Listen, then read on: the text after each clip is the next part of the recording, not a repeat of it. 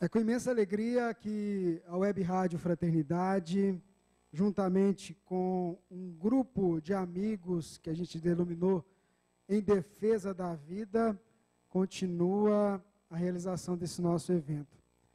Essa atividade que nós temos aqui na cidade de Uberlândia hoje, ela só é possível porque nós tivemos a somatória de esforços de vários apoiadores. De público a gente agradece a TV Integração, o CDL e vários outros companheiros, outros que pediram para não divulgar o nome, somaram com a realização dessa atividade. Então, gratidão a todos que colaboraram. Os nossos voluntários, sem eles, cada um desde há alguns dias já correndo para realizar essa atividade, deixar tudo preparado para a gente. Então, a nossa gratidão a cada um desses colaboradores que se desdobraram para estar aqui ajudando a gente a fazer o evento. Então, nossa gratidão a todos eles. Gratidão também a todos vocês que estão aqui conosco para acompanharem o André Trigueiro, trazendo um tema tão importante para nós. E também aos nossos internautas que acompanham esse evento ao vivo pela radiofraternidade.com.br e também pelas redes sociais, o canal no YouTube e também no Facebook. Então, nosso carinho para você. E eu não canso de dizer, gratidão a todos que somaram para que isso pudesse se realizar, porque já era um sonho nosso trazer o nosso irmão André Trigueiro aqui na cidade de Uberlândia, e ainda mais nessa data, 1º de setembro, né, abrindo Setembro Amarelo. Nosso objetivo aqui hoje não é fazer proselitismo religioso, até porque a gente tem a presença de pessoas que têm cada uma a sua concepção religiosa, ou até não. Então a gente faz esse evento com o princípio que o próprio nome da rádio tem, que é fraternidade. O que desejamos falar aqui para vocês é de um problema que atinge a população brasileira e mundial. O suicídio é um caso de saúde pública. E o nosso amigo expositor André Trigueiro tem dedicado um bom tempo da sua vida para justamente abordar esse assunto. Lá fora a gente tem uns estandes, como vocês sabem.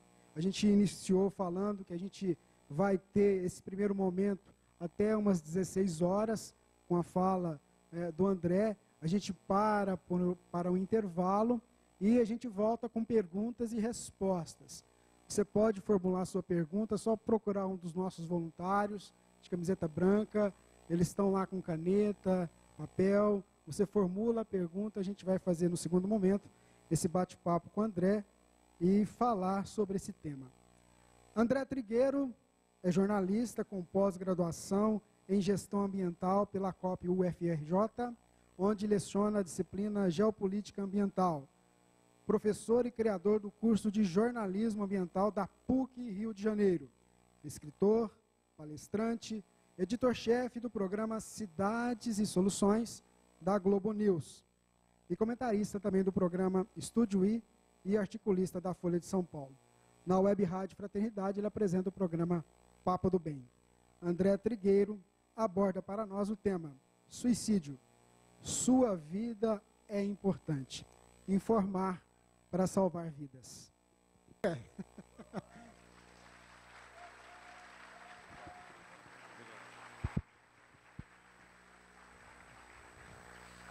Muito boa tarde a todos. Espero que seja uma tarde proveitosa para vocês. Vamos compartilhar conteúdos e recursos. Deixa eu começar por aí. Os conteúdos ao longo do seminário e que não ficará somente a cargo de mim.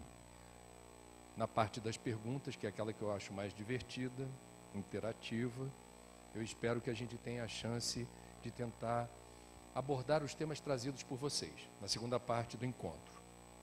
Recursos em função dos livros, o livro Viver é a Melhor Opção e o livro Cidades e Soluções, a totalidade dos direitos autorais, por contrato, indo para o CVV. O Viver é a Melhor Opção está alcançando nesse mês de setembro a marca de 50 mil exemplares vendidos, o que totaliza em termos de repasse de direitos autorais algo em torno de R$40 mil para o CVV, e o recurso está ajudando a instituição, ou já ajudou, a implantar o 188, que é o serviço gratuito disponibilizado em todo o território nacional para quem deseje. Eu fiquei muito surpreso de saber que Uberlândia não tem mais o posto do CVV. E fiquei muito feliz de saber que hoje nós temos uma oportunidade de, quis o destino, isso não estava no script, ressuscitar esse posto.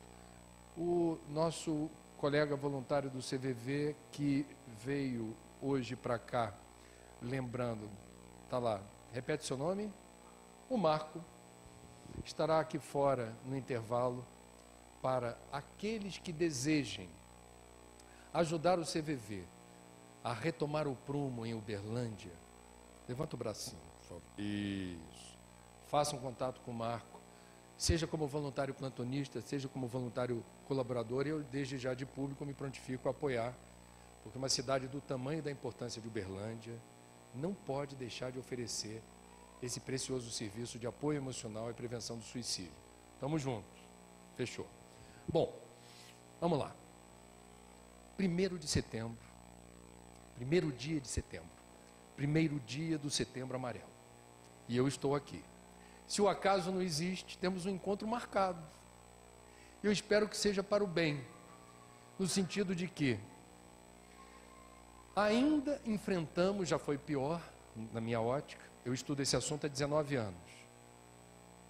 Fazer um encontro num sábado de sol, falando sobre esse tema, reunindo tanta gente, já foi mais difícil. Falar sobre esse tema em televisão aberta ou fechada, já foi mais difícil. Escrever artigo em jornal sobre esse tema, como nós publicamos hoje, 4.200 caracteres com espaço no Globo, Setembro Amarelo, já foi mais difícil. Então, as portas estão se abrindo, não o suficiente para reduzir estatísticas de suicídio no Brasil e no mundo. Por que é importante falar sobre suicídio? Quero começar por aí. Sou comunicador, sou jornalista. Eu reconheci lá atrás, em 1999, um paradoxo. Suicídio já era caso de saúde pública no Brasil e no mundo. E suicídio já era um assunto invisível. Na área da saúde, sabe-se qual é a estratégia. Se tiver profissional de saúde aqui, vocês devem concordar, porque é o ponto de partida. Como é que a gente reduz estatística de doenças, morbidades, mortalidade, sem informação? Não é possível. Como é que eu reduzo o número de casos de tuberculose, hanseníase, DST, AIDS, leishmaniose, doenças transmitidas por mosquitos, sem informação? Então a estratégia epidemiológica, a estratégia de contenção, para você reduzir incidência, número de casos, qual é?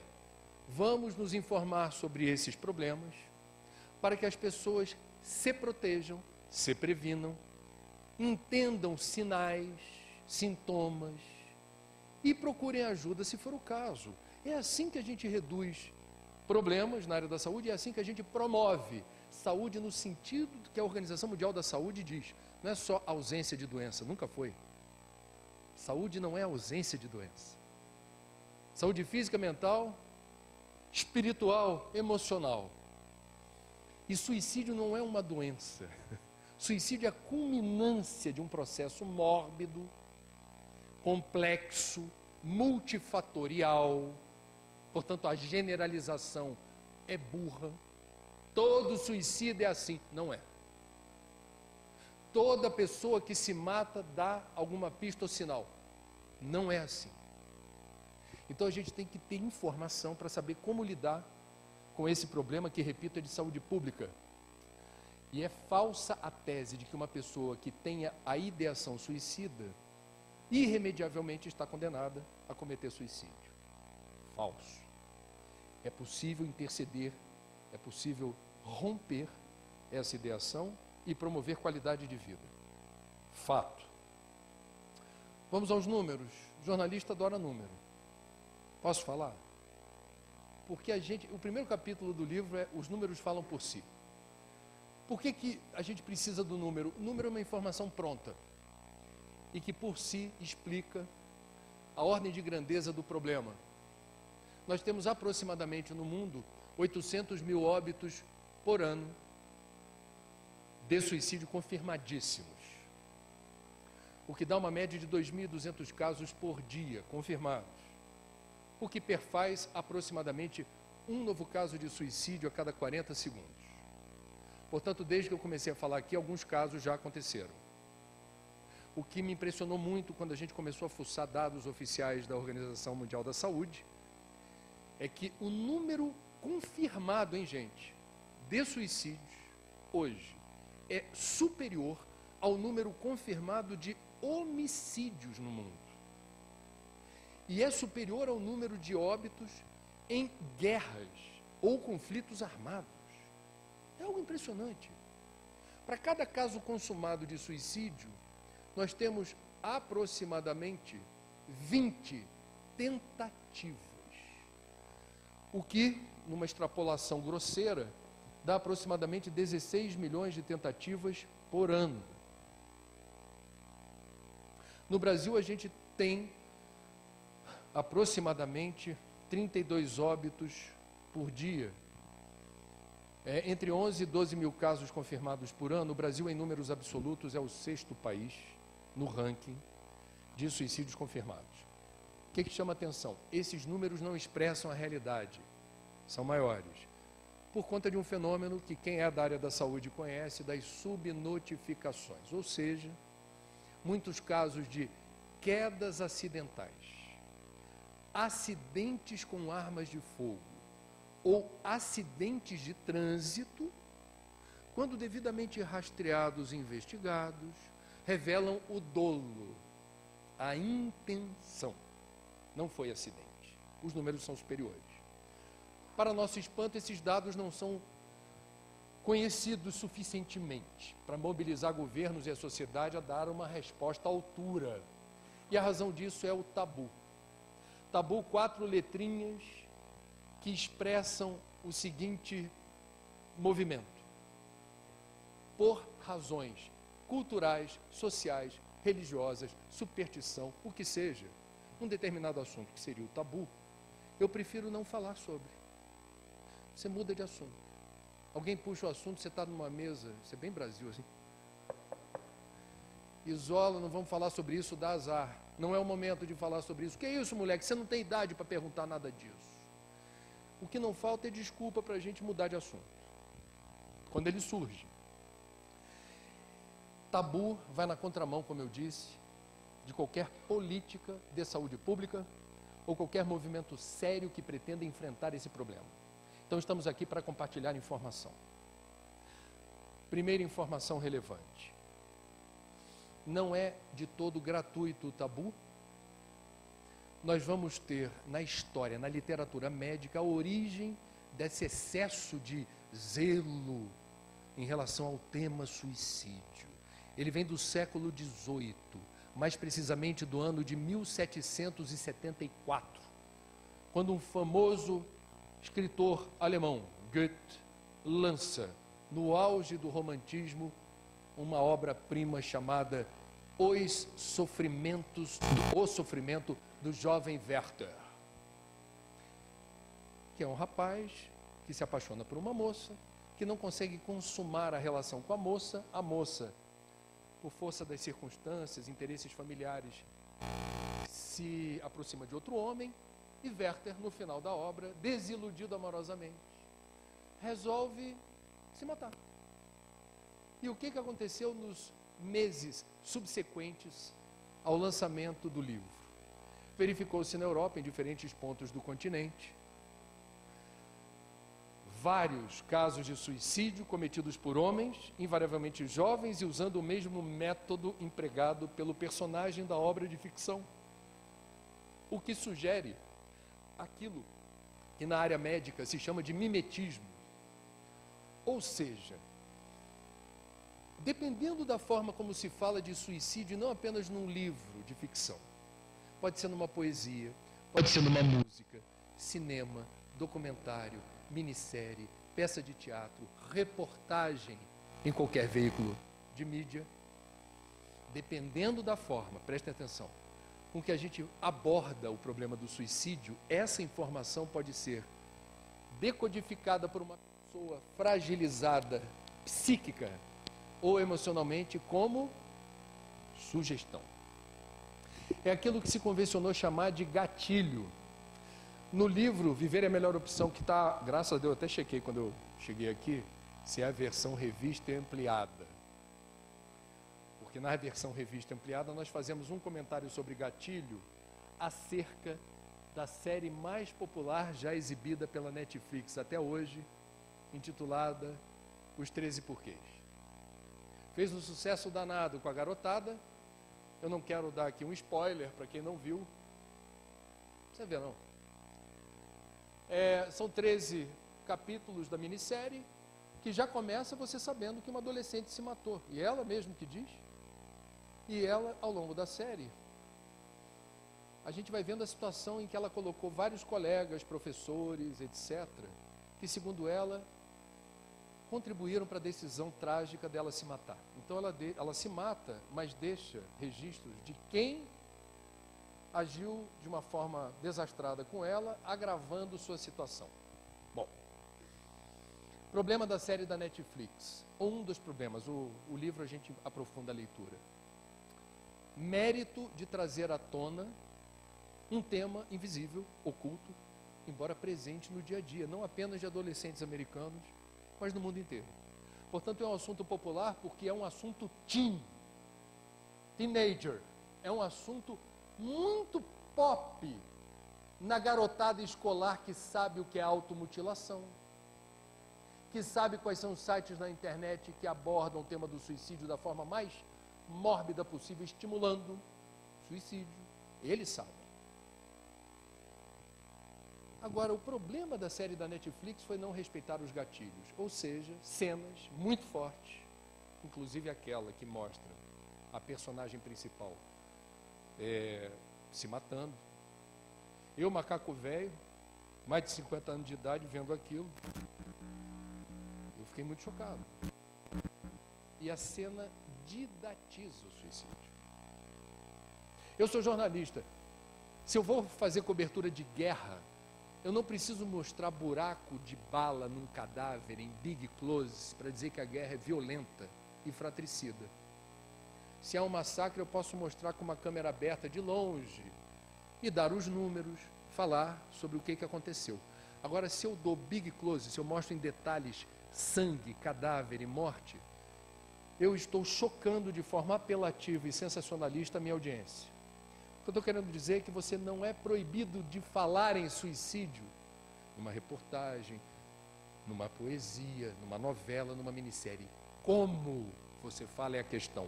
A Netflix abusou do direito de falar desse assunto sem respeitar os gatilhos. É apenas uma opinião. Falei já para burro sobre a Netflix e nunca fui processado, nunca passei por nenhum constrangimento, o que sugere que eu não estou de todo, não é uma crítica leviana. Muito bem. Existe um jeito certo de falar de suicídio, por exemplo, na mídia?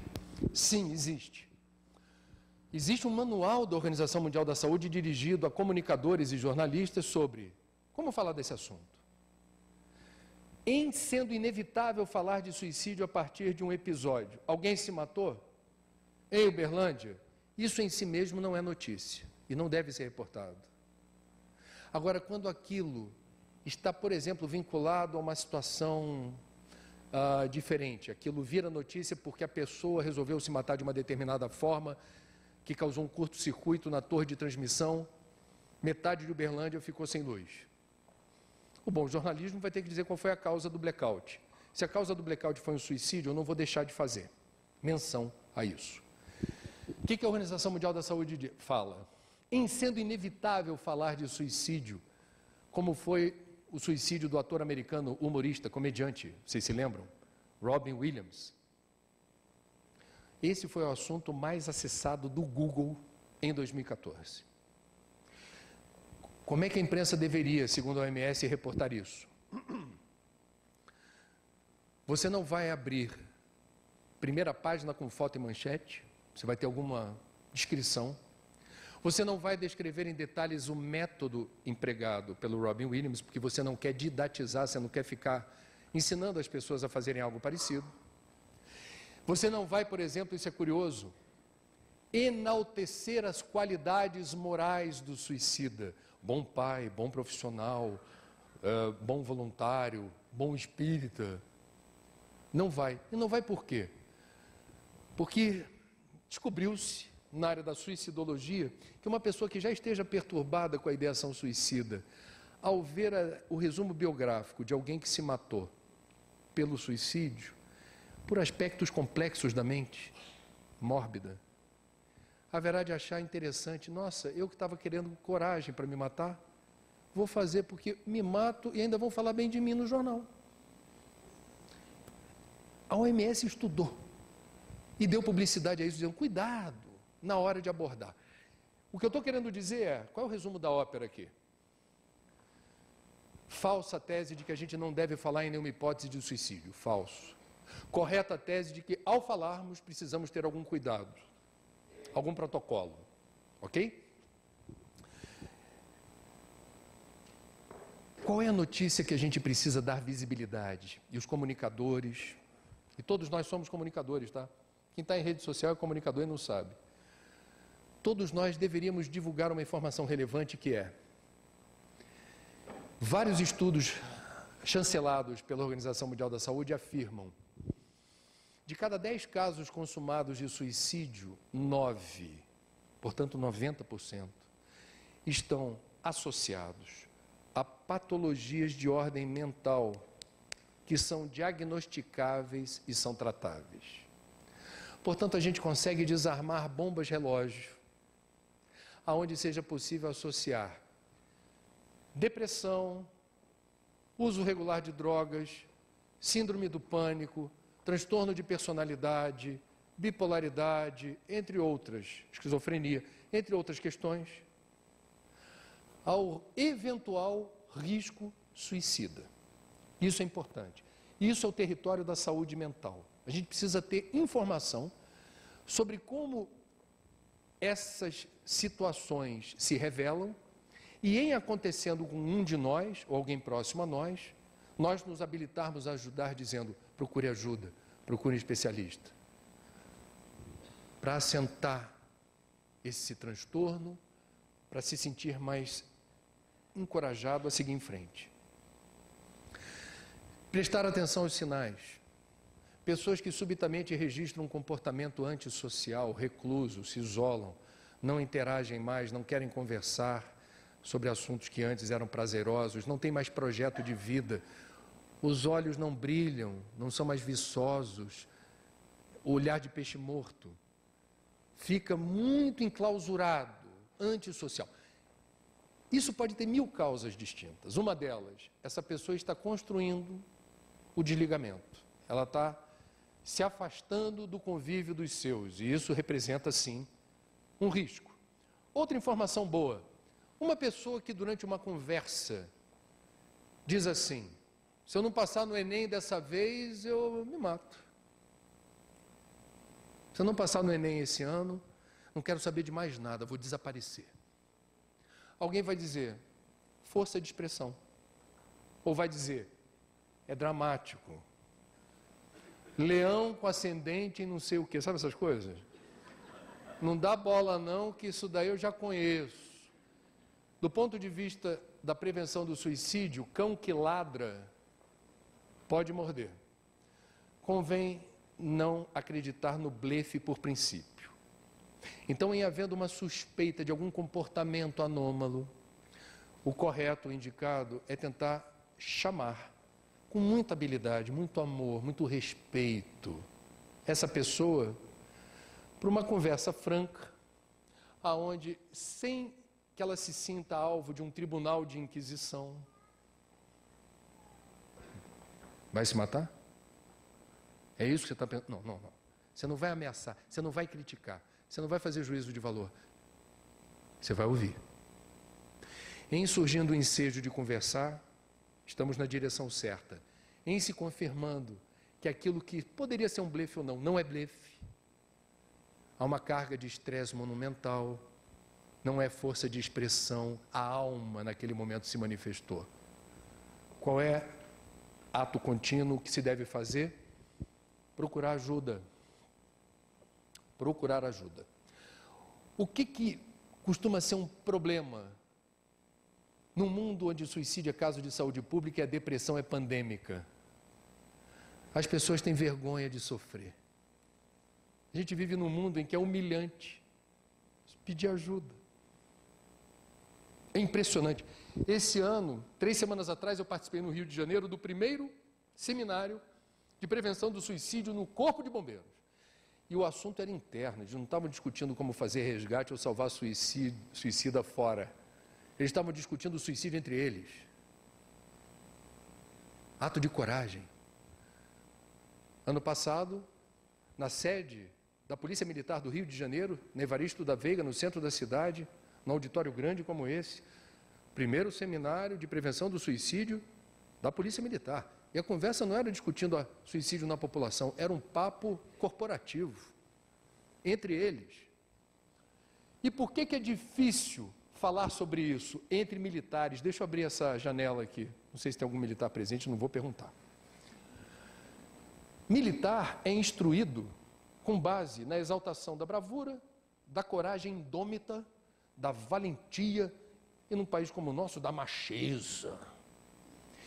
E aí, quando você se fragiliza, psíquica e emocionalmente, a resultante é humilhação e perplexidade. Logo comigo?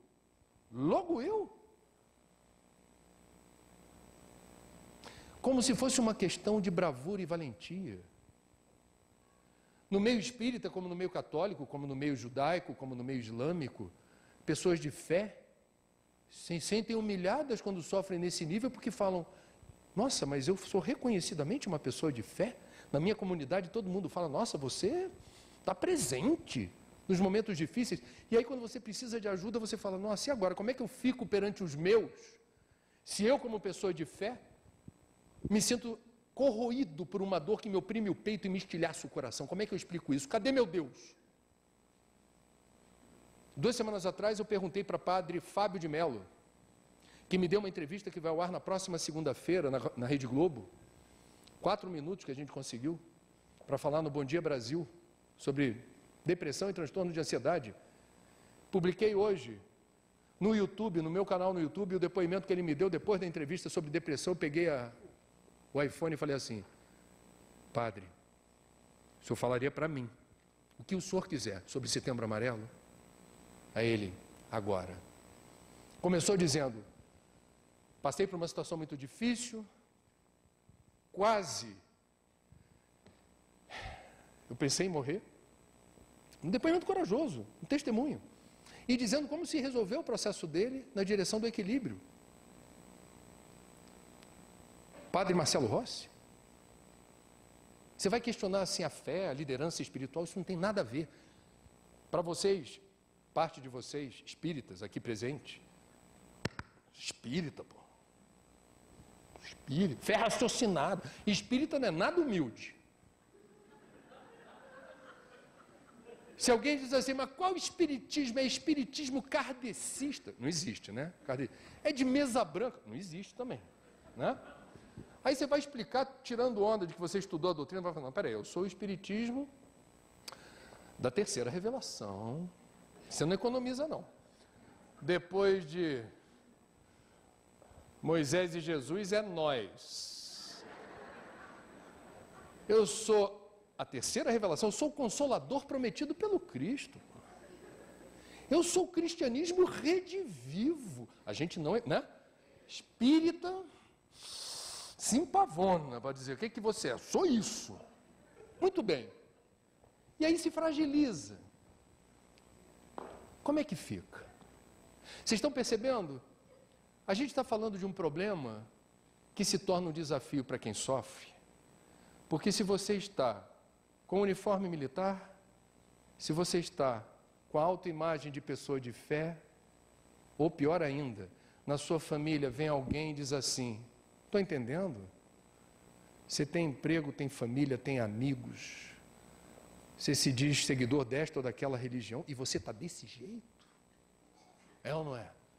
E a pessoa fica lá assim, ó. É a pior coisa que você pode dizer para um familiar ou um amigo que esteja passando por um momento devastador, de dúvidas em relação a seguir em frente. É ficar tentando levantar a moral dele, cutucando, dizendo assim, levanta daí, você tem tudo. Não basta ter tudo.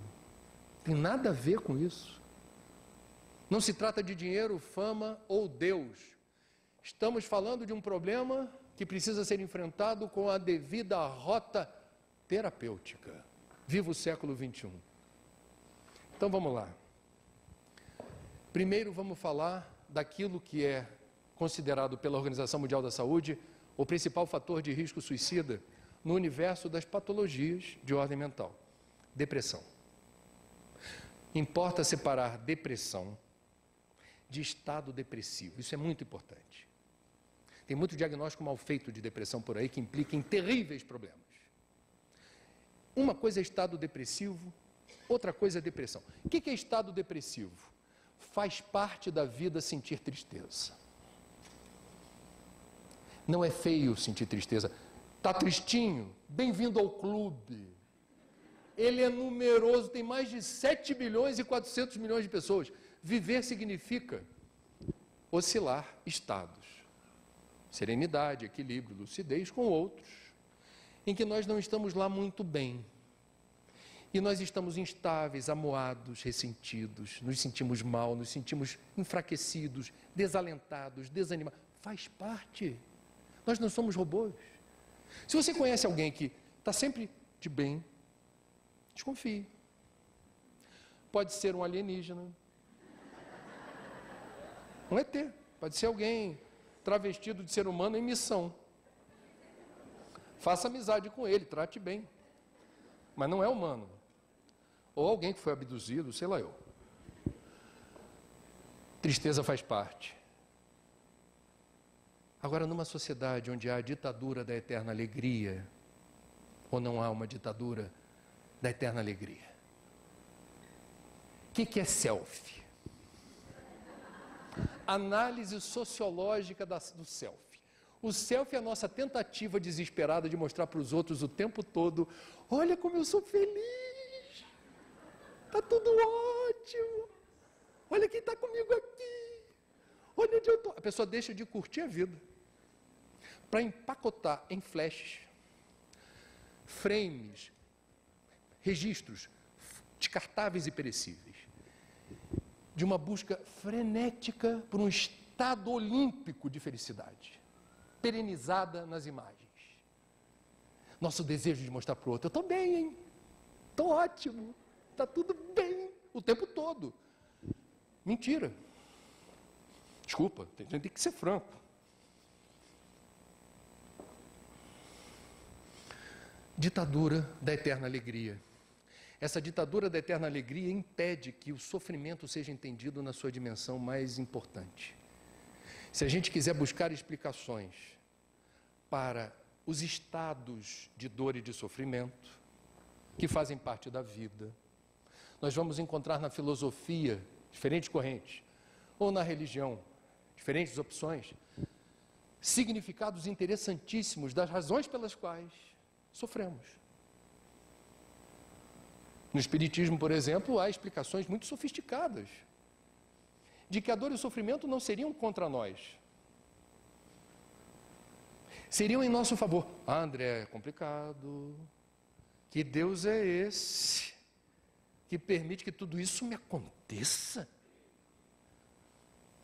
Para quem gosta de ler biografia, é interessante ver como as pessoas que escrevem sobre si ou permitem que o biógrafo conte como foi a vida, é batata. Eu não conheço uma biografia que eu tenha lido em que o personagem principal não pague um tributo à dor e ao sofrimento, dizendo assim: se eu sou o que eu sou, se eu cheguei onde eu cheguei, eu preciso reconhecer que isso só foi possível porque eu passei momentos muito barra pesada. Fiquei fora do trabalho por licença médica, levei um chifre monumental, uma desilusão amorosa terrível que me fez acordar para certos aspectos dos relacionamentos íntimos. Eu comi o pão que o diabo amassou num período que não tinha trabalho, não tinha emprego, não tinha nada. E na escassez, eu descobri em mim forças para seguir em frente que eu desconhecia. A dor e o sofrimento, do ponto de vista estritamente espírita, são convites à evolução. Ou seja, não fossem a dor e o sofrimento, a maior parte de nós, vamos combinar? Atenção, espíritas presentes. Não somos flor que se cheire. Estamos num quadrante do universo em que o degrau evolutivo em que transitamos é aquele em que, sem um empurrãozinho das adversidades, onde é que a gente estaria? Agora. Eu estava numa rede lá na praia de Pajuçara, em Alagoas, tomando um coquinho à beira-mar, sem medo de ser feliz. A gente não quer a paz do Mar Morto e a gente não veio à vida a passeio. A gente está aqui para aprender o significado da dor e do sofrimento. E quem contém essa compreensão, pelo aspecto religioso ou filosófico, reunirá preciosos instrumentos e ferramentas para não ser tão vulnerável à tempestade. A questão não é a rigidez que resiste ao vento. A rigidez quebra diante das circunstâncias. O que a gente precisa, e é um aprendizado longo, e eventualmente implica em alguma sublimação de dor e sofrimento, é a gente entender o fluxo e o refluxo da vida. É a parábola que Jesus não disse, mas que alguém muito menos inspirado, certa vez, mencionou. A parábola da montanha-russa. Quando estamos subindo lentamente com o carrinho, nos deslumbramos com a paisagem, nos sentimos embevecidos, achamos que aquele momento, se for para desencarnar, você vai em glória. Você vai dizer assim, obrigado, Senhor.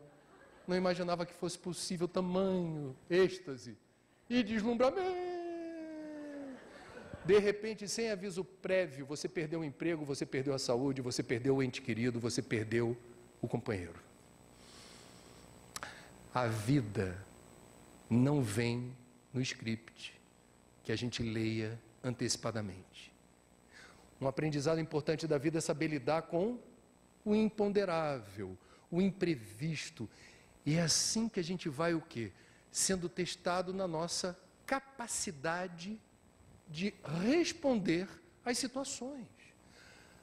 Mais uma vez, a parcela espírita da plateia, o que vocês acham que a gente está fazendo nessa encarnação no Brasil? Mas poderia ser em qualquer lugar do mundo. Isso daqui é um Enem espiritual.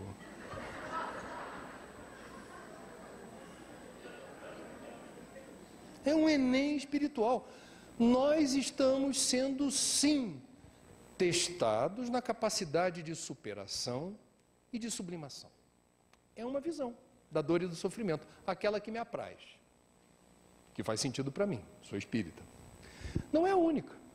Outras filosofias e religiões ressignificam a dor e o sofrimento, isso é muito bonito, porque nos dá coragem de seguir em frente. Estado depressivo, portanto, é da vida. Chega alguém para vocês e diz assim, está tão difícil, eu falei, é isso aí. Quer conversar? A gente conversa, vamos que vamos. Respira fundo, entrega, agradece e confia. Depressão é outra coisa. E aí precisa ter diagnóstico claro. Depressão é um transtorno de humor, altera a bioquímica do cérebro, as sinapses cerebrais funcionam num outro ritmo. Portanto, o nosso protocolo de resposta diante dos estímulos da vida é lento.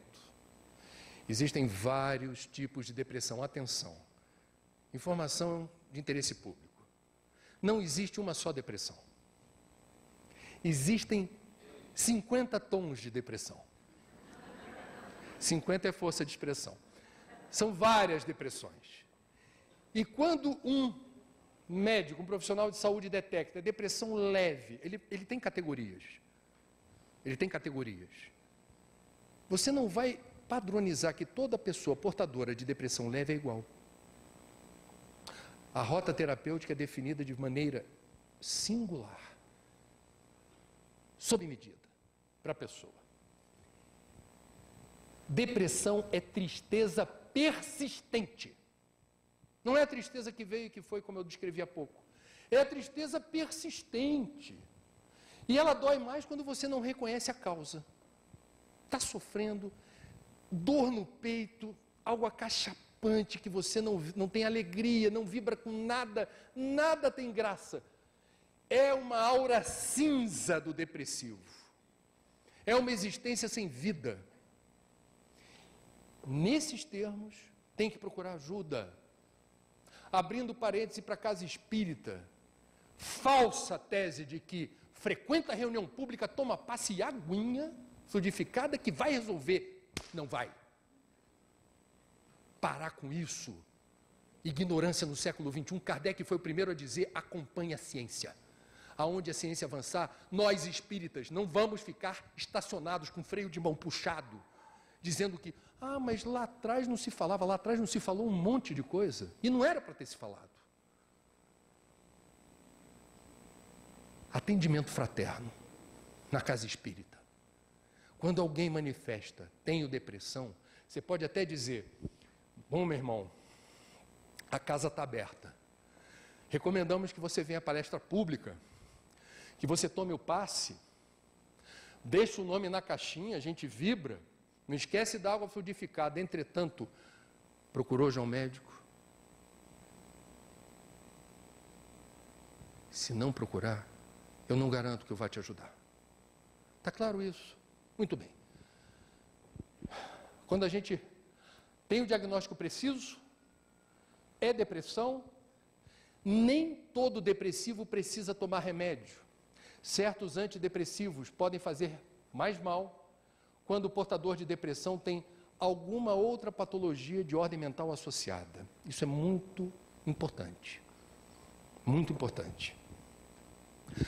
Segundo fator importante para enfrentar a depressão: apoio psicológico.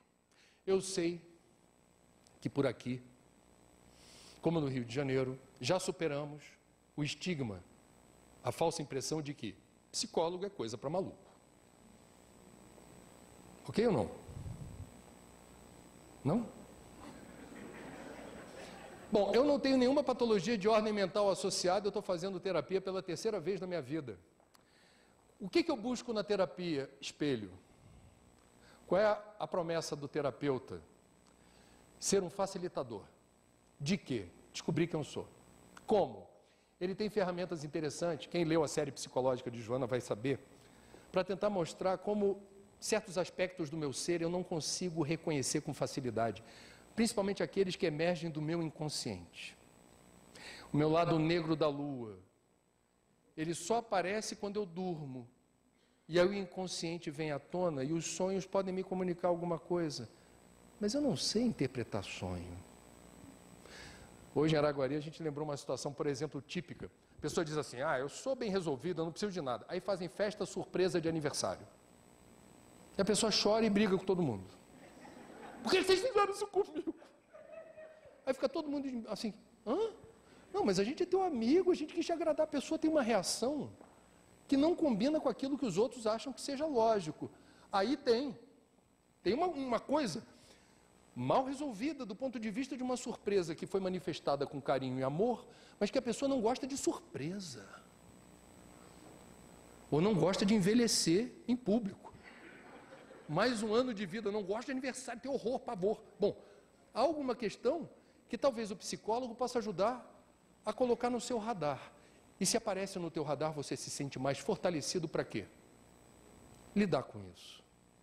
Vocês estão percebendo? Na aventura do autoconhecimento, a psicologia nos ajuda. E se eu tenho depressão, o psicólogo ajuda a me posicionar com mais clareza no tabuleiro da minha existência.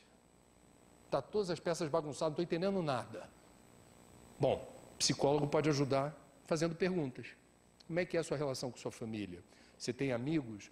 Você trabalha, estuda, gosta do trabalho, estuda algo que você curte? O que te faz feliz? Que medos você tem? Isso determina um processo importantíssimo da pessoa com depressão começar a tentar descobrir sinais que fazem sentido para que ela se posicione com mais inteligência nesse tabuleiro. Por último, mas não menos importante, para resumir, se eu estou numa plateia de não espíritas, uma plateia híbrida, eu diria assim, já falei do diagnóstico que precisa ser claro para a depressão, já falei do apoio psicológico ou psiquiátrico. Terceiro fator, importante em favor da saúde e da eliminação do risco suicida. Uma plateia não espíritas. Cuide bem das suas energias. Bem subjetivo. Ah, o que é isso? Presta atenção naquilo que te faz bem. Quais são as paisagens que você gosta de interagir? E há quanto tempo você não curte aquela floresta, aquele lago, aquela praça, aquela praia? 2, quais são as suas leituras? Elas colocam você em contato com algo prazeroso, elas te deprimem? Televisão. Tá lá. De repente você aterrissou num telejornal, só notícia ruim. E você, em vez de mudar o canal, fica ali, ó. É ou não é? Vai se deprimindo junto com o jornal. Vocês têm o poder, vocês têm o controle remoto. Tem algo que te faz mal? Acende o sensor. Eu não vou engolir porcaria. Eu não vou consumir o que não me faz bem. Isso vale para alimento, isso vale para paisagem, isso vale para música, isso vale para literatura, isso vale para as companhias. Sabe aqueles amigos que faz tempo que você não vê e você diz assim, nossa, que falta que eu estou sentindo lá do Severino. Sempre que eu estou com o Severino é risada solta. A gente fica falando às vezes, não, eu tenho que estar na presença sempre de pessoas que me acrescentem, do ponto de vista intelectual, moral. Não, você pode estar do lado de uma pessoa que tem o dom de te fazer rir. Quanto custa isso? Pelo amor de Deus. Rir é o melhor remédio. Alguém já cunhou essa expressão. O Jô Soares tem uma frase ótima sobre suicídio, dizendo assim, o suicídio é a maior demonstração de falta de humor. Então, quem te faz rir? Que programas te deixam up, para cima? Isso é cuidar da sua energia. Isso é cuidar de você. Agora, para uma plateia de espíritas, o papo é outro. Em vez de cuidar genericamente das suas energias, fluidoterapia, passe magnético. E o que é isso? É você se submeter a um tratamento que vai ocorrer ao final de uma palestra pública, normalmente. Existem lugares que têm um passe mais direcionado. Mas, em linhas gerais, uma palestra pública em que você vai ter a aplicação de fluidos medicamentosos na direção da sua psicosfera, do seu campo eletromagnético, promovendo a lavagem e o enxágue, o saneamento básico espiritual de miasmas, formas de pensamento que são cristalizados na invigilância do dia a dia. E que nós, nesse momento, não podemos ter uma atitude passiva. O pessoal acha que passe é sentar e fechar o olho. Não é isso.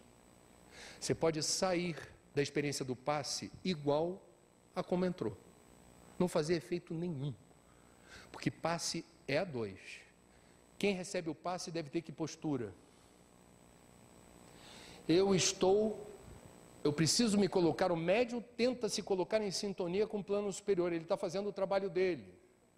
Pede-se evitar relacionamento sexual pelo menos um dia antes, evitar discussões ásperas, alimentação grosseira. Por que tudo isso? Elevar a sua vibração. Eleva a frequência. Banda larga, vou buscar para cá, ó. Sinal forte. Alô? Estou ouvindo. Você busca uma frequência quintessenciada. Para quê? Para você ser um bom canal. Opa! Que beleza! Quem está recebendo? Se não tiver em sintonia, se não realizar um esforço, pensa numa paisagem bonita. Faz uma prece para qualquer Deus. Pensa numa música que te apazigua. Pensa num ambiente iluminado com uma luz lilás. Aí começa. Faça algo que conspire em favor do momento. Ah, André, você não está exagerando? Não. Chico Xavier, mineiro. Em Minas Gerais eu tenho que citar a fonte Chico sempre. André Luiz ditou para Chico Xavier, num livro que eu não me lembro agora qual, o que houve certa vez numa igreja, onde um padre, no exercício pleno do sacerdócio, inspirado no momento da homilia, ele, e André Luiz já acompanhando aquela pregação, vê que o padre começa a ficar iluminado. Ele é alcançado por uma luz. E na hora de abençoar as hóstias, ilumina as hóstias. E na hora de aplicar o sacramento, os fiéis fazem fila, corpo de Cristo. As hóstias imantadas de luz pela fé do Padre. O que acontece na fila? Os poucos fiéis que estavam em absoluta sintonia com o que foi dito, inspirando a todos ali, absorveram a hóstia quando falou corpo de Cristo, aquela luz se esparziu dentro, foi absorvida e multiplicou-se. Era nutriente espiritual. E André Luiz embevecido, meu Deus! E a maioria que estava ali, protocolarmente, catolicismo de fachada, como nós temos espiritismo de fachada. A hóstia iluminada, corpo de Cristo, abriu a boquinha, a hóstia se apagou na boca do fiel. Não existe milagre nem magia quando o assunto é evolução. Você quer ser merecedor de uma bênção? Se posicione na direção da bênção. Tem um ditado romano que diz assim: quando não há vento, reme. Buscai e achareis. A gente precisa fazer algo para ser digno de alguma resposta. Saindo do território da depressão e avançando na direção do segundo fator de risco suicida na lista da Organização Mundial da Saúde: uso regular de drogas. E a OMS não fala apenas das drogas ilícitas, maconha, cocaína, êxtase, crack, não. O que é droga? Qualquer substância que tem o poder de alterar o funcionamento do seu sistema nervoso. Um cigarro tem esse poder? Droga. Bebida alcoólica tem esse poder? Droga. Ah, então é tudo ruim? Não. Eu não estou falando que droga boa, droga ruim. Eu estou falando droga, por princípio, tem o poder de alterar o sistema nervoso. E toda droga que altera o sistema nervoso, por princípio, tem o poder de causar dependência. Esse é o risco suicida. Quem é dependente de droga, dependente químico, perde autonomia de voo. Numa linguagem espírita, o que é o livre-arbítrio? É o nosso Waze espiritual. É o teu navigator. Você faz as escolhas com autonomia. Sim ou não, sou eu quem escolhe. Não é pouca coisa. Quem é dependente químico, ou já conviveu com dependente químico, ou trata dependente químico, sabe o tamanho da encrenca que é ter alguém por perto que não tem autonomia. O vírus da dependência contaminou o ex espiritual. E aí, a cada dia, quando amanhece, a única certeza da pessoa ao despertar qual é? Eu não sei como vai ser meu dia, eu só sei que eu vou ter mais uma dose, mais uma cota do doping que eu não abro mão. Isso é muito importante. Cláudia e eu estivemos na África do Sul, visitamos o lugar que virou museu, o presídio do Nelson Mandela. Nelson Mandela passou quantos anos, Cláudia, preso? 27 anos preso. Numa cela pequenininha, dormia mal para burro, trabalhos forçados, aquela coisa toda. Ele gostava de citar um autor americano que escreveu certa vez uma poesia que tem uma parte da poesia que era aquela que Nelson Mandela enfaticamente repetia para si mesmo, escreveu na sua biografia: eu sou o senhor do meu destino.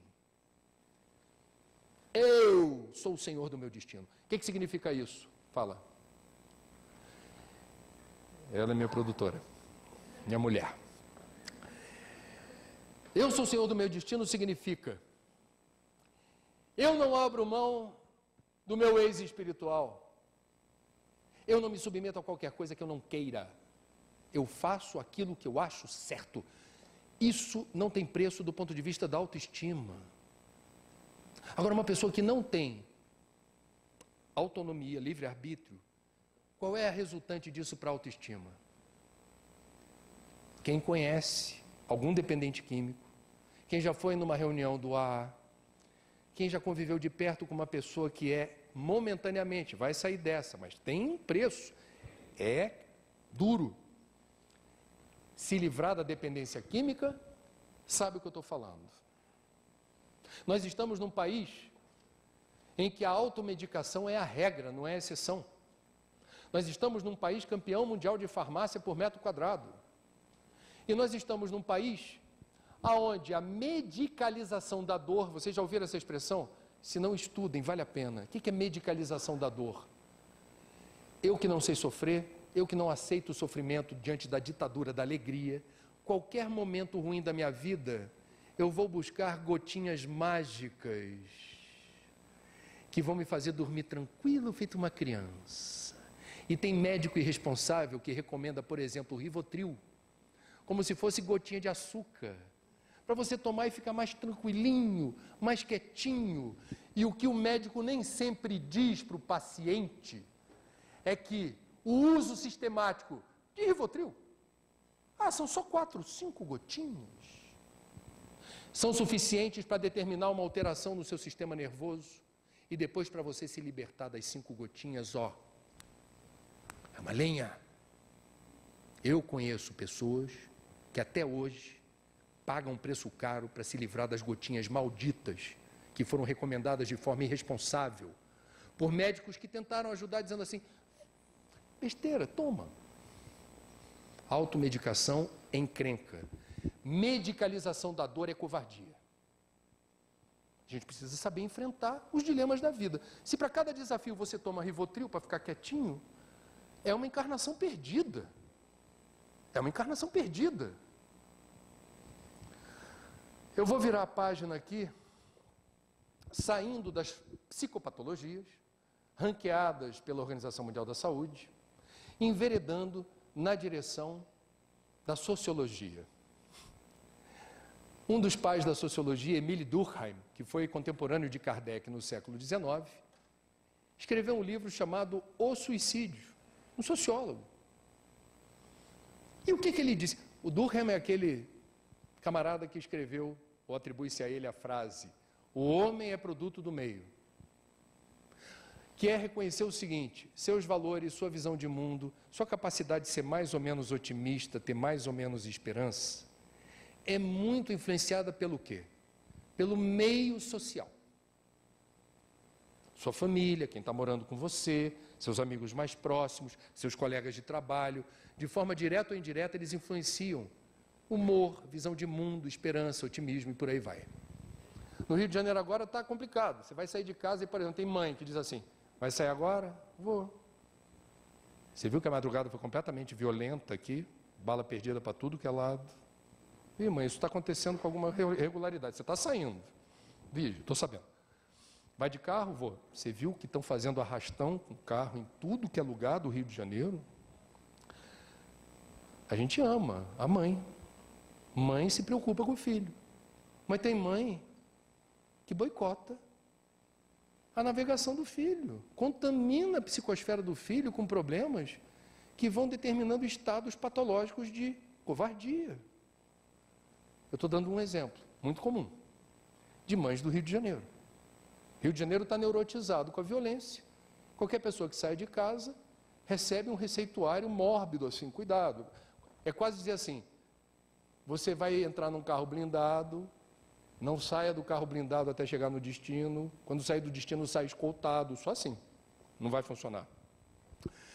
Portanto, sociologicamente, a gente pode dizer, dependendo dos fatores de temperatura e pressão do meio social em que você está inserido, você pode ser uma pessoa mais vulnerável aspecto, assim, uma leitura muito triste e pessimista da vida, ou você pode encarar a vida de uma maneira um pouco mais corajosa, otimista, lúcida.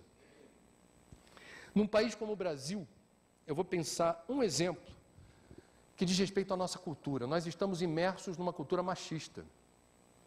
Essa é uma sociedade patriarcal. O que é isso, André? É uma sociedade onde a gente ainda tem majoritariamente o homem ditando as regras e dizendo para as mulheres o que elas podem fazer. Uma sociedade patriarcal é aquela que, segundo o IBGE 2018, homem e mulher, com a mesma escolaridade, mesma formação, com o mesmo diploma, para a mesma profissão, no mercado de trabalho, submetidos na mesma cidade, à mesma carga horária, por exercício da mesma função, não ganham a mesma coisa. A desigualdade está escancarada no ano de 2018, século XXI, no Brasil. André, e daí? A gente está falando de suicídio. Bom, nós estamos falando que não é a mesma coisa ser homem e mulher no Brasil. E isso não é pela natureza. No livro dos Espíritos está lá. Se a desigualdade é uma lei da natureza, a resposta da espiritualidade maior é não. Então a desigualdade é uma construção cultural. Agora, eu não conheço nenhuma mulher que ache que dá para continuar normatizando a desigualdade como se fosse uma coisa menor. A desigualdade não dói só no bolso. Mulheres assassinadas no Brasil. A maior parte dos homicídios é cometida por maridos ou ex-maridos, namorados ou ex-namorados. O inimigo dorme com você. A gente tem um telefone no Brasil que é 180 para atender mulheres que são imoladas por maridos ou por homens, assediadas, o que seja. Nós somos do país da Lei Maria da Penha e da Lei do Feminicídio, que não conseguem reduzir a estatística de mortalidade violenta de mulher. O que eu estou querendo dizer? Isso tem a ver com sociologia. Isso tem a ver com Durkheim e seu livro O Suicídio. Nascer mulher no Brasil significa, na largada da existência, não dar a partida do mesmo ponto onde largam os homens. Então, homens e mulheres carregam o seu fardo, mas o fardo do homem tem rodinha.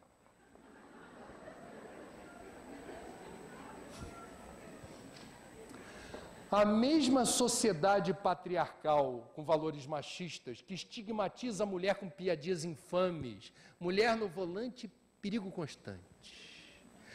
Mulher tem que pilotar fogão, piada que reforça o estigma da desigualdade. Não é para achar graça. A mesma sociedade machista é aquela que torna insuportável o ambiente do homossexual. Ser homossexual no Brasil significa correr riscos dentro de casa, na escola, no trabalho, na rua, no ponto de ônibus. Não pertencer à categoria que responde pela maioria da população que escolheu uma determinada, escolheu, que pertence a uma certa orientação sexual, hétero. Quem não é hétero, nada contra a maré. E nadar contra a maré é se sentir ou não ter sensação de pertencimento. Quando você conversa com psicólogo ou psiquiatra sobre riscos suicidas, uma questão importante é essa. Como é importante para nós termos uma sensação de pertencimento? A gente estar inserido num grupo que pode ser familiar, vizinhos, colegas de trabalho, quem seja, em que você é aceito como você é. Me aceitam como eu sou. Isso faz a diferença. Para a autoestima, para a paz de espírito. Quem é homossexual, transexual, bissexual, transita numa faixa de risco por não ser aceito a partir da sua orientação sexual. Eu vou pegar outro exemplo que diz respeito a risco. Nós estamos vivendo mais no Brasil e no mundo. A notícia é boa. Hoje no Brasil, se não me engano, Em média, as pessoas estão desencarnando ainda jovens para aquilo que seria o potencial da gente hoje, em torno de 74 anos. A gente tem potencial para viver muito mais. É que a estatística é pressionada pelo número de jovens que tombam nas guerras do tráfico, da milícia, etc. A gente está vivendo mais e melhor do ponto de vista dos recursos, da medicina, da saúde. A pergunta é, ainda eu estou no campo social. A sociedade está preparada para acolher o idoso? O idoso se sente respeitado quando anda na calçada cheia de buraco? Quando não tem placa com letra grande, número grande para ele enxergar? Quando entra num ônibus, no metrô, num transporte público, tem um assento reservado por lei para ele e esse assento não é disponibilizado? Quando o motorista invigilante dá uma freada brusca, esse idoso se espatifa no para-brisa? Quando não se aproveita a experiência, a quilometragem de quem vive mais, em favor daqueles inexperientes, que esse é o segredo do mundo de regeneração. Quando chegar ao mundo de regeneração, a gente está vivendo mais de 100 anos. A questão é, o que eu vou fazer esse tempo todo? Companhia aérea valoriza isso, com programa de milhagem. A gente precisa ter o nosso programa de milhagem espiritual, ou seja, à medida que eu envelheço, em vez de ser estigmatizado pela sociedade, as pessoas vão me olhar e me perceber como alguém que tem muito a contribuir a partir do quê? Da minha experiência, do meu programa de milhagem. Essa é uma saudável utopia. Seria bom a gente pensar em cultivar políticas públicas que façam um encontro de quem sabe mais com quem sabe menos. Isso ajuda. E aonde a gente precisa refletir sobre a elevada taxa de suicídios entre idosos? O que é envelhecer? É acumular perdas. Perda da visão, perda da audição, perda do tônus muscular, perda do direito de comer o que eu quiser, a hora que eu quiser. Eu estou, desde já, tentando administrar isso como uma tendência, porque vamos combinar que comer é muito bom. Perda do sono inteiro de uma noite, o sono passa a ser intermitente. A perda do orgulho, porque envelhecer bem significa reconhecer que precisa de ajuda. E o que é doloroso é quando a ajuda não vem, e principalmente daqueles que você se sacrificou tanto, com amor renúncia, amor doação e amor sacrifício, seus filhos, que você deu de melhor se sacrificando e que a natureza caprichosamente inverte os papéis. Agora quem precisa de ajuda sou eu e aqueles que eu dei de tudo para serem crianças com perspectiva de crescerem saudáveis e resilientes, agora que sou eu precisando, onde eles estão? Por que eles não estão aqui me ajudando agora? Por que eles não aparecem mais lá em casa? Por que eles não ligam mais para mim? Então a gente está falando de uma situação social que envolve riscos quando a ingratidão dói no peito. Eu sou do Rio de Janeiro, o centro espírita que eu, quando posso, hoje era o dia de estar lá, Joana de Ângeles em Copacabana. Eu não moro em Copacabana, 11 horas da manhã de sábado tem palestra pública. Quando termina a palestra, quando dá tempo, eu gosto de sair, caminhar até a praia e andar pelo calçadão, pegando aquilo que o Dr. Jorge André chamava de neutrinos da praia e olhar os idosos que estão na praia, do bairro que concentra o maior número de velhinhos e velhinhas do Brasil por metro quadrado. É claro que quem mora em Copacabana não reproduz o extrato social dos idosos no Brasil. São idosos que estão com alguma aposentadoria generosa, vamos combinar. Não é a maioria, mas é boa parte. O que eu gosto de ver na praia? Idosos bronzeados, jogando ou peteca, ou vôlei, ou frescobol, disputando ponto a ponto como se não houvesse amanhã. Que eventualmente vão se hidratar com água que passarinho não bebe. E se vem um filho, se vem a mulher falando, Que isso? E ele, assunto meu. Eu gosto de ver ali a beleza e a sensualidade. Eles são sensuais quando aceitam quem eles são, com a barriguinha, cabelo branco ou sem cabelo, rugas e pés de galinha. Mas quando você aceita como você é e não está nem aí para o que os outros acham, opera-se uma situação curiosa, que é a beleza exalada por você ser o que você é. É lindo ver isso. Eu sinto isso. Eu vejo essa beleza. Eu falo, um dia eu estou aí. Vou estar aí com vocês. Vamos jogar uma peteca. A gente está preparado para chegar em casa e o vovô, a vovó, viúvo ou viúva, chegar de braço dado com outro? Vocês estão preparados para isso? Chega o vovô, a vovó fala, vamos pegar a vovó. A vovó chega em casa sábado à noite, já está todo mundo. Ela ia no baile da terceira idade, está demorando. Daqui a pouco chega, chave de casa, todo mundo, ainda bem.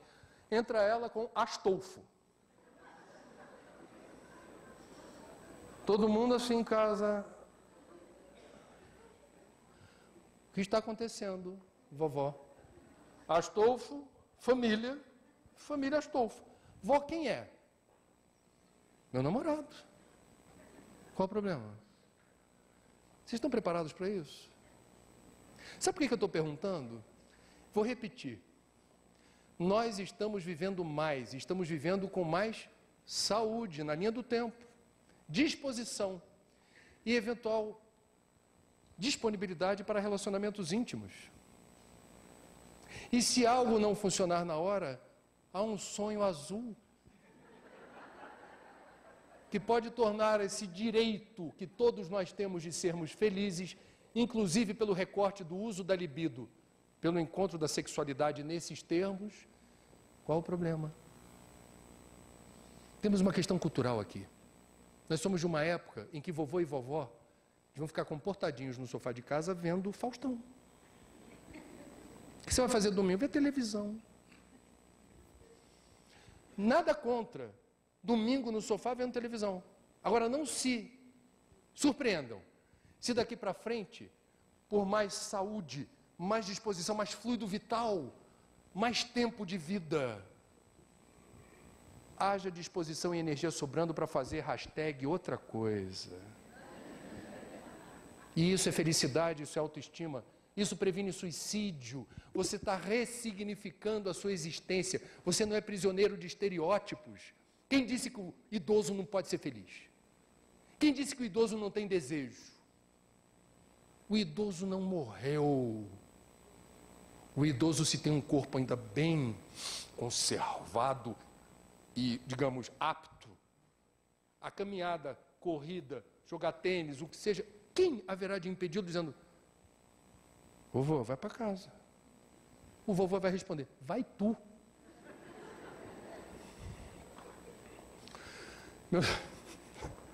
Meus amigos, os suicidólogos têm muitas perguntas sem resposta, mas uma resposta pelo menos merece ser conhecida, que é a seguinte: não é possível dizer que uma pessoa se mate apenas e tão somente por um motivo.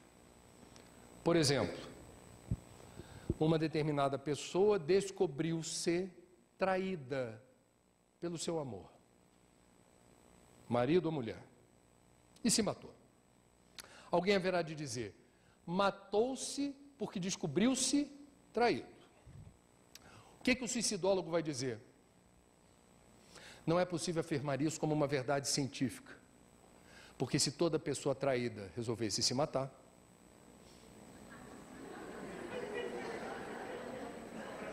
completa a frase. Este que vos fala, por exemplo, não estaria aqui, e não por causa da minha companheira Cláudia. Então nós temos que entender o que o suicidólogo quis dizer com isso. Você pode dizer que a traição, a desilusão amorosa é o fator principal, o fator prevalente. Por que ele vai dizer? Não é possível afirmar que seja a única causa. Ele vai dizer, vamos rastrear o histórico dessa pessoa, vamos conhecê-la melhor. E vai fazer perguntas do tipo, este que se matou por descobrir-se traído, teve que infância? Como foi a infância? Aonde o suicidólogo quer chegar? Ele quer rastrear se principalmente entre 0 e 7 anos de idade, quando as crianças são esponjas ambulantes e vão captando tudo que é dito, tudo que é feito, se forjam caráter, valores e personalidade nessa fase da vida. O que é importante principalmente na infância? Não apenas amor, carinho, afeto, colo, cumplicidade, você disponibilizar atenção e a criança se sentir alvo de tudo isso. Essa nutrição espiritual te acompanha para o resto da vida. Ah, André, você está dizendo então que quem não teve uma infância com amor, colo, carinho, etc., vai estar mais propenso a se matar? O que acontece é que o amor reduz risco. E o amor, nesse período da vida, como eu disse, é estratégico. Porque a natureza, caprichosamente, faz filhotes que nem precisam de pai e mãe. Sai do ovo e vai à luta. Tartaruga marinha.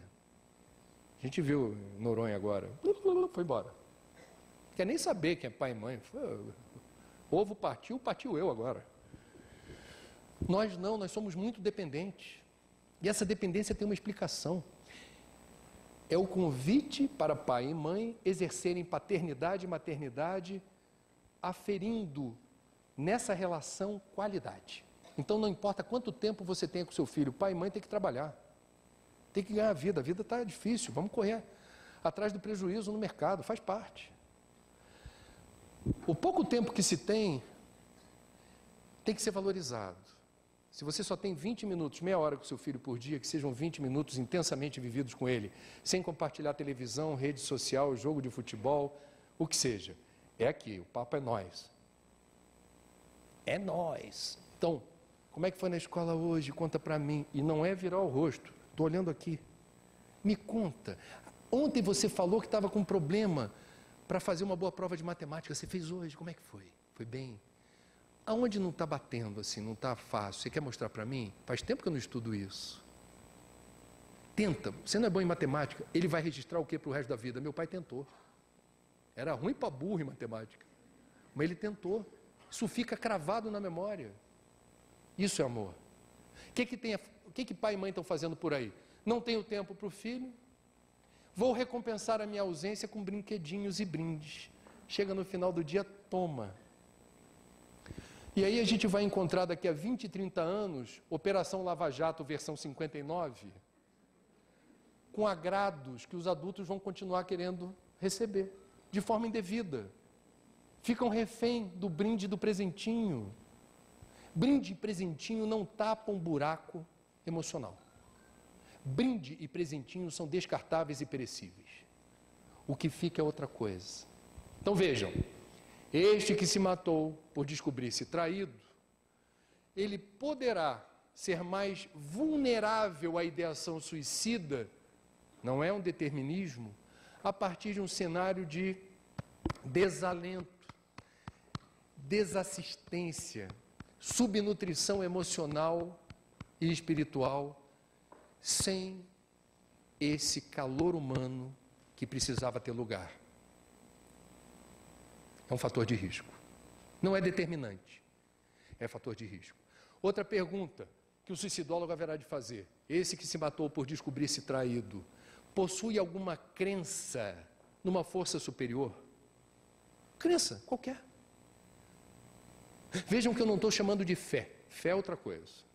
Fé remove montanha, fé é poder.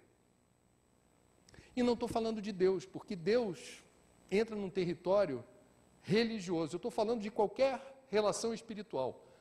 Espiritualidade. Crer em alguma coisa. Qual é a resposta óbvia que uma pessoa desesperada, no auge da angústia e da aflição, mas que crê em alguma coisa, haverá de fazer antes de consumar, eventualmente, a ideação suicida? que ela faz? Ela vai recorrer a essa força superior. Ou ela vai pagar promessa, vai dizer assim, tem os pagadores de promessa, vai dizer assim, eu estou na lama, está tudo errado, se você me ajudar, eu vou de trave a trave do Mineirão de joelho. Vou subir a escadaria da Penha. No nível evolutivo em que se encontra, o pagador de promessa está tentando ali elaborar no território da espiritualidade alguma coisa que a gente respeita. Eu estava contando hoje em Araguari de manhã, por vezes eu durmo tarde e fico zapeando a televisão, tem muito programa religioso ao vivo, nenhum deles espírita. E tem os pastores, os padres, pedindo para você ligar, compartilhar seus problemas, etc. Eu tenho uma atração por qualquer coisa ao vivo. Então eu fico às vezes meio paradão ali, olhando, o que ele vai falar, como é que é. Certa vez eu me deparei com um sacerdote que estava fazendo a seguinte pregação. Se estiveres em dificuldade, grite com Deus. Mas grite alto, para ele escutar. Eu naquele momento fiquei pensando assim, minha sorte é que esse programa não tem muita audiência no meu bairro. Senão ninguém dormia ali. Nós espíritas não podemos recorrer à promessa, nem podemos gritar com Deus. Porque quis o destino que esse cristianismo redivivo da terceira revelação nos trouxesse, através da fé raciocinada, informações comprometedoras. Tipo, lei de causa e efeito. Tipo, reencarnação.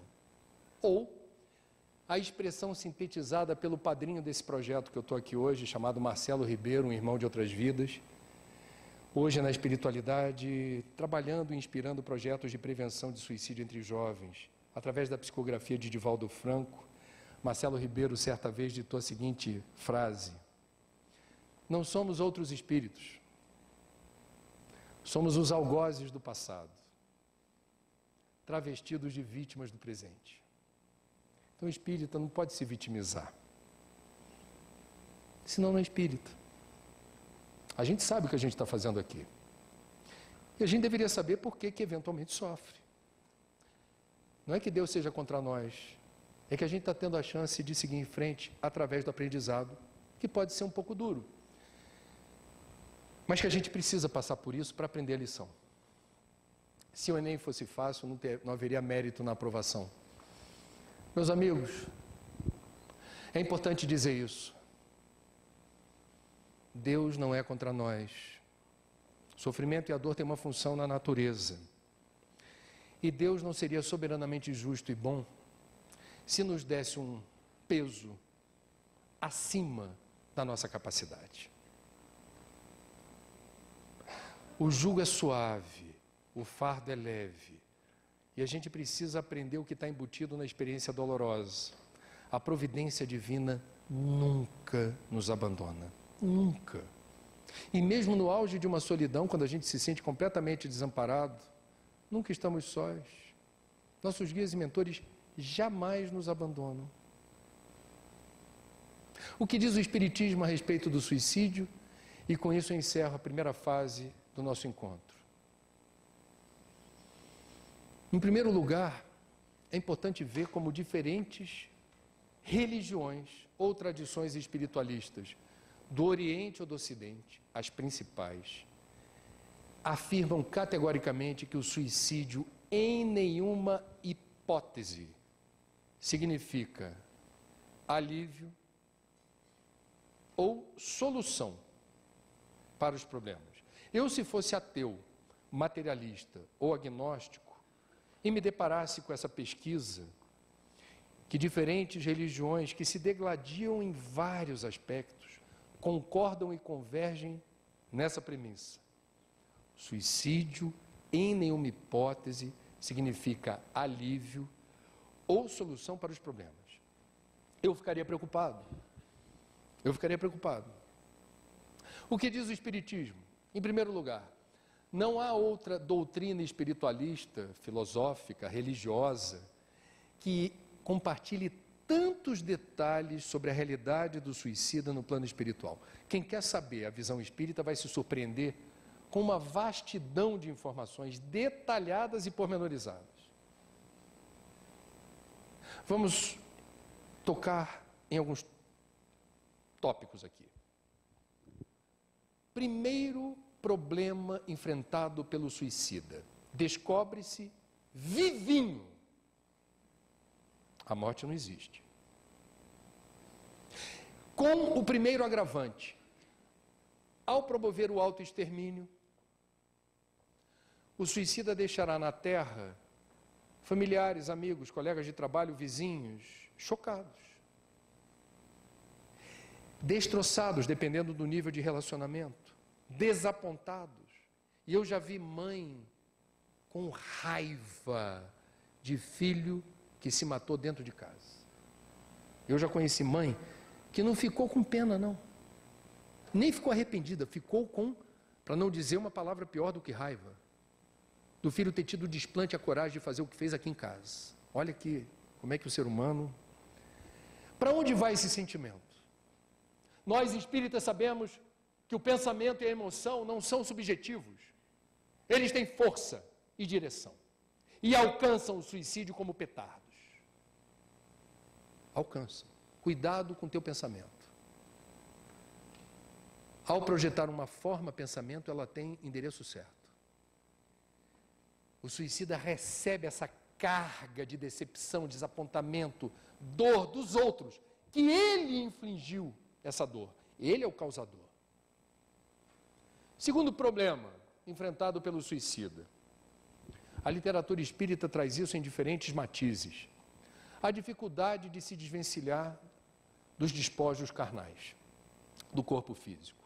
Ele fica, de certa maneira, atrelado. Dona Ivone Pereira, no livro Memórias de um Suicida, explica em detalhes por que isso acontece. Ela lembra que em cada encarnação, não há acaso, em que momento da história da Terra a gente reencarna. É definido com precisão. Filho de que pai e de que mãe? Não é obra do acaso. Qual será o seu código genético? Não é obra do acaso. Nessa vida você vai ter propensão a ciências exatas, ciências humanas, arte. Não é obra do acaso. Mais inclinação para a saúde ou para a doença? Não é obra do acaso. Portanto, na largada da existência, boa parte daquilo que será determinante da encarnação já é. E um aspecto importante, que é definido previamente, é o estoque de combustível que suporte a carcaça durante uma encarnação inteira. E o tempo de encarnação é previamente definido. É negociável.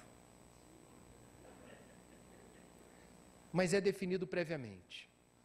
Portanto, o estoque de fluido vital que te acompanha é pré-definido. O que é o suicídio? É o rompimento de um contrato. Você rasgou o contrato. O livre-arbítrio é soberano. E o teu livre-arbítrio determinou que você não quer mais viver. Ok.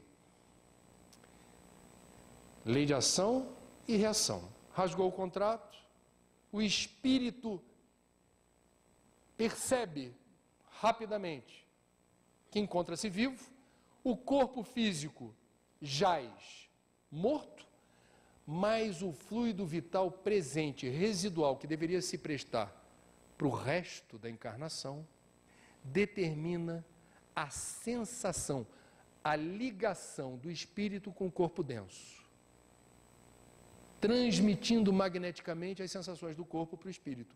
Dona Ivone diz que não há palavras conhecidas no vocabulário para descrever o que é acompanhar a transmissão daquilo que está acontecendo num corpo morto.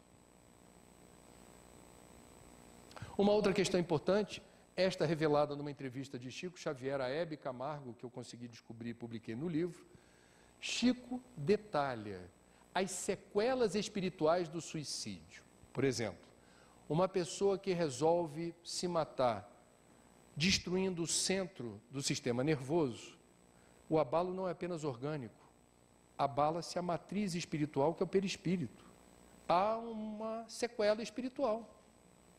Como é que se resolve essa sequela da forma do perispírito? Em encarnações futuras, você precisará encarnar num corpo que vai reproduzir aquela sequela, para que o corpo físico, tal qual um fio terra, expurgue do espírito o dano. Em bom português, boa parte dos casos de loucura ou idiotia, não todos, boa parte dos casos tem origem num equipamento danificado, a partir da sequela espiritual de um perispírito que registrou o suicídio. Pelo mesmo princípio, certos problemas respiratórios graves não associados a tabagismo, a cigarro, enfisemas que não estão associados a cigarro, podem ser sequelas espirituais de um suicídio por inalação de gás, comprometendo a função respiratória, o equipamento, comprometendo afogamento em água de rio, afogamento em água do mar, saturou os alvéolos pulmonares de água, colapsou, o corpo morreu e deixou a sequela no perispírito. Como é que eu me livro da sequela perispiritual? Uma encarnação futura, drenando a sequela, transportando para o corpo de carne e aquilo, portanto, ter outra destinação. Uma pessoa que se enforca e quebra uma vértebra, uma C4 da vida. A C4 quebrada, fraturada, que determinou a morte, numa encarnação futura vem absolutamente vulnerável. Nós temos operários que caem numa obra, 9 andares, batem no galho da árvore, cai, quebrou o tornozelo. E temos pessoas que caem da cadeira e ficam tetraplégicas. E a gente vai dizer, nossa, mas como é que um tombo bobo desse determinou tamanha sequela? Eventualmente, a gente vai encontrar respostas numa vulnerabilidade que não tem explicação nessa vida. É muito dramático e doloroso para o suicida, já recuperado, depois de transitar por zonas umbralinas, onde a culpa e o remorso podem determinar, por afinidade vibracional, a presença durante um tempo nesse lugar, resgatados e comprometidos com uma outra etapa da sua jornada, eles descobrem que se permanecessem por vezes, por alguns minutos ou horas, ou dias, a solução tão aguardada viria. Faltou perseverar, faltou ter paciência, faltou aguardar um pouco mais o imponderável que determinaria a solução para o flagelo, para o problema que inspirou o suicídio. Essa é uma questão. Joana de Ângeles, que escreveu a série psicológica por Divaldo Franco, é a autora da mensagem A Paciência, que está presente nas obras básicas. Nós estamos vivendo num mundo onde não há lugar para paciência, as pessoas não sabem esperar, a juventude muito menos. Há muitos suicídios por impulsividade. Não se conta até 10, não se espera o amanhecer do dia seguinte. É tudo para ontem, eu quero que resolver agora. Se eu não resolver agora, eu não quero saber mais. A vida não é assim. Tudo tem o seu tempo. O tempo é o Senhor da razão. O tempo é o Senhor de tudo. Olha Chico dizendo isso, também passa. Tudo passa. Mas passa no tempo que tiver que ser. Não é no seu tempo. É no tempo que aquela questão demanda para acontecer. Mas vai passar. Claro que vai. Meus amigos, eu vou encerrar com uma história que eu gosto de repetir, porque é um fato histórico e que inspira nós espíritas a seguir em frente. Ela teve lugar na Olimpíada de 1984, nos Estados Unidos, em Los Angeles. Eu estava falando há pouco de sociedade patriarcal e machista. Só em 1984 as mulheres puderam participar da maratona, a prova mais nobre da Olimpíada. E quem pagou ingresso em dólar para ver a maratona e lotou o estádio, estava ali sabendo que ia testemunhar a história. Ali estava sendo feita história. Primeira mulher maratonista a cruzar a linha de chegada, elas entravam no estádio, davam uma volta e cruzavam a linha. Primeira mulher foi aplaudida efusivamente, medalha de ouro, parabéns para ela. Ninguém se lembra o nome dessa medalha de ouro. Entrou a medalha de prata, yes! Cruzou a linha de chegada, vai para o pódio. Chegou a medalha de bronze, completou o pódio, qualquer uma maratonista que entrasse ali, aplausos protocolares. De repente, adentra o estádio, quem fez história e não ganhou medalha. Uma atleta magérrima da Suíça, com a viseira baixa e trôpega, parecia bêbada. E ela entra no estádio de uma forma que causou, num primeiro momento, risos da plateia desavisada. Não se sabia por que ela estava daquele jeito. Rapidamente, os esportistas conhecem o drama, que é uma maratona, que era cãibra nas duas pernas. Essa mulher estava com uma tarefa quase impossível, que era completar uma volta olímpica com cãibra nas duas pernas, sem ter preparo para isso. Não havia ainda as técnicas que existem hoje, de condicionamento físico, principalmente para maratona. Ela entra no estádio, o público num momento acha graça e depois, nossa, ela está com muita dor. Lenta e progressivamente, o público, mesmo sem acreditar que aquela moça conseguisse cruzar a linha de chegada, começou a torcer por ela. O ser humano adora torcer por mais fraco sempre. E começou a marcar com palmas cada passo dessa atleta magérrima com cãibra. Cada passo dela. E a plateia de pé, quando viu que ela tem alguma chance de ganhar, porque já andou 20 metros, não caiu ainda. E ela lenta e progressivamente avançava. Outras atletas passavam por ela. Mas o público estava fechado na atleta da Suíça. Ela avançava, começou a completar a volta ali no finalzinho, o pessoal, meu Deus, de pé, urrando, tem que cruzar a linha de chegada. E de vez em quando ela dava uma paradinha, o povo, oh. Um funcionário do Comitê Olímpico Internacional foi autorizado a chegar perto dessa atleta, não poderia falar com ela, não poderia tocar, senão ela seria desclassificada. Estava ali apenas para o caso dela tropeçar e cair, não se esborrachar. Estava ali, just in case. Num dado momento, essa atleta estava a apenas 20 metros da linha de chegada e não se ouvia mais nada no estádio, a não ser os urros da plateia, batendo palma e gritando, gol, gol, gol, para que ela cruzasse essa linha de chegada. 10 metros, 5 metros, 2 metros. Quando ela finalmente cruza a linha de chegada, ela desaba. E não apenas um, mas 3 ou 4 funcionários do Comitê Olímpico Internacional não permitem que ela caia no chão. A levam para o posto médico e lhe dão o socorro devido, o refazimento. Por que eu contei essa história verdadeira? Que está no YouTube as imagens dela. É fácil encontrar. Qual é a lição que essa moça nos traz? A primeira delas é: todos nós aqui, sem exceção, nós somos maratonistas da vida. Nós já entramos no estádio olímpico.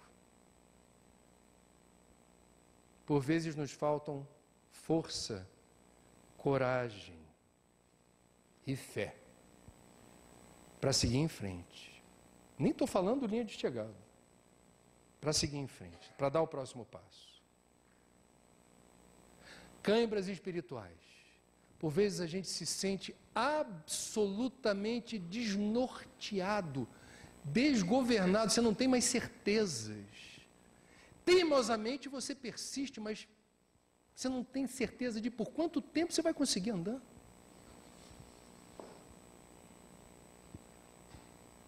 O funcionário do COI que se aproxima, metaforicamente, é o nosso guia ou mentor espiritual. Ele está por perto, sempre. Só que ele não pode tocar, nem falar com a gente. Por quê? Porque evolução é mérito pessoal, intransferível. Ninguém evolui pelo outro. Mãe não evolui pelo filho, pai não evolui pela filha, Mulher não evolui pelo marido. Mas todos nós podemos ajudar. Mas a gente não consegue ser o outro. E no caso dos nossos guias e mentores, eles podem vibrar, eles podem intuir, mas eles não podem aparecer na nossa frente e dizer: calma, eu vou te dizer tudo o que você precisa para fazer uma bela caminhada cansando menos. Não vai fazer isso. Tem gente que se decepciona na casa espírita, fica esperando uma mensagem mediúnica. Já chegou? Não. Já chegou? Não. Aí quando chega, obrigado, Senhor. Aí vem a minha mensagem assim: mantenha a fé. Cultive a coragem. Faça preces. Seja um bom cristão. A pessoa rasga, não bota nem para reciclar a mensagem e fala: eu estou há tanto tempo nesse centro espírita, ele não me ajuda. Que raio de mensagem é essa que não me disse nada que preste? Espírito evoluído não aparece nem toca. Ele vibra, ele torce, tem uma torcida organizada para cada um de vocês, é numerosa. Para que vocês sejam aquilo que André Luiz chama de completista. Que vocês percebam que mesmo sem enxergar ou sentir, eles estão por perto, torcendo por vocês. E toda vez que vocês tomam uma decisão corajosa, contra o senso comum, mas em favor daquilo que é o norte magnético do espiritismo cristão, fora da caridade não há salvação. Exercício do amor, renúncia, do amor, doação, do amor, sacrifício, que não exige recompensa nem visibilidade pública. Eles vibram, eles são a arquibancada, gritando, urrando, aplaudindo, dizendo: vai, go, go, segue em frente. Seja um completista, e ao cruzar a linha de chegada você vai ver o que te espera. Não se exige de nós santidade, a gente não está aqui disputando um prêmio de santo ou de santa. O que a espiritualidade maior quer de nós é que a gente faça apenas o que seja possível, o que estiver ao seu alcance. Se cada um de nós fizer apenas e tão somente o que estiver ao nosso alcance, faremos uma revolução.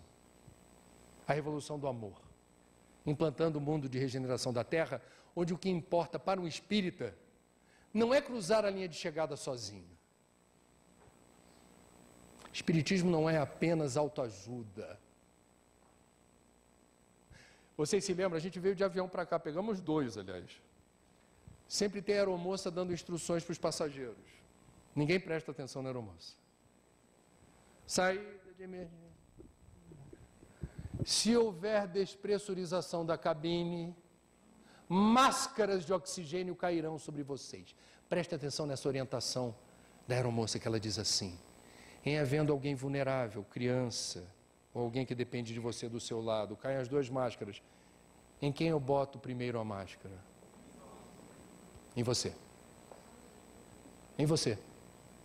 Para que você esteja pleno na capacidade de ajudar quem precisa. Ama o próximo como a ti mesmo. O espiritismo é autoajuda, sim, mas não cumpre sua missão se for só autoajuda. Fora da caridade não há salvação. Se você está de boa, se você conseguiu saciar as questões básicas da sua existência com o espiritismo, parabéns. Você está pronto para dar o passo seguinte. E qual é o passo seguinte? Ama o próximo como a ti mesmo. Ajuda quem precisa, sem saber quem é o outro. Não precisa nem ser espírita, melhor que nem ser. Ajuda quem precisa.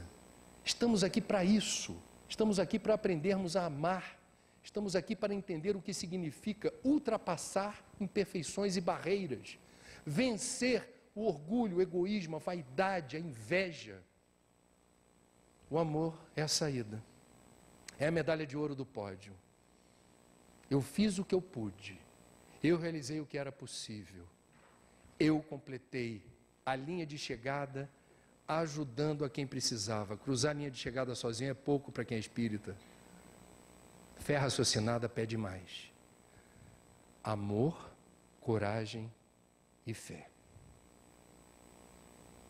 Obrigado pela atenção.